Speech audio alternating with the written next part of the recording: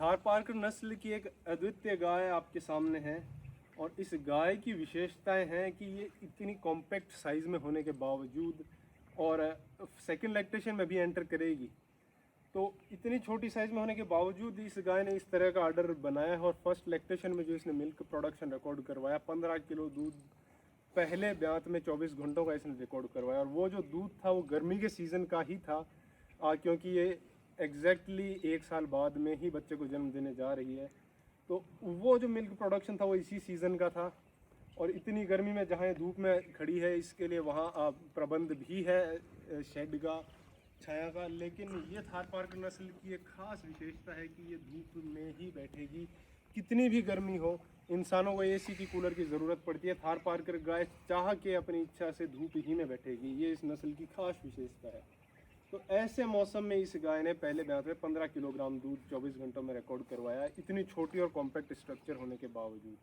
अब second lactation में ये गाय एंटर करेगी, तो इसकी अडर की जो बनावट है, इसका एकदम इंटैक्ट अडर है। जो टीट्स की साइज़ है वो भी एक नॉर्मल साइज़ के टीट्स हैं, ना ज़्यादा बड़े और ना ज़्यादा छोटे, जिससे मैस्टाइटिस का खतरा भी नहीं रहता गाय में।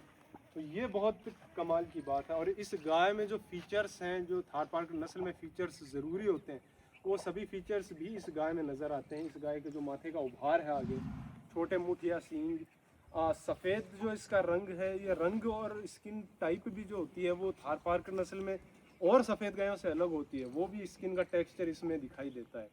जो हम्प की पोजीशन है, जो इसकी शोल्डर ब्लेड्स की बनावट है, इसकी गर्दन की बनावट है, ये सारी चीज़ें एक परफेक्ट रेशियो में होनी ज़रूरी होती हैं।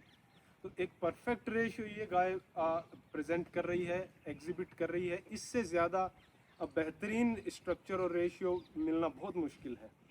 और इस गाय ने जो मिल्क परफॉर्मेंस दिया है वो एक लंबे पीरियड के दौरान भी दिया है। इसका ड्राई पीरियड भी बहुत कम रहता है।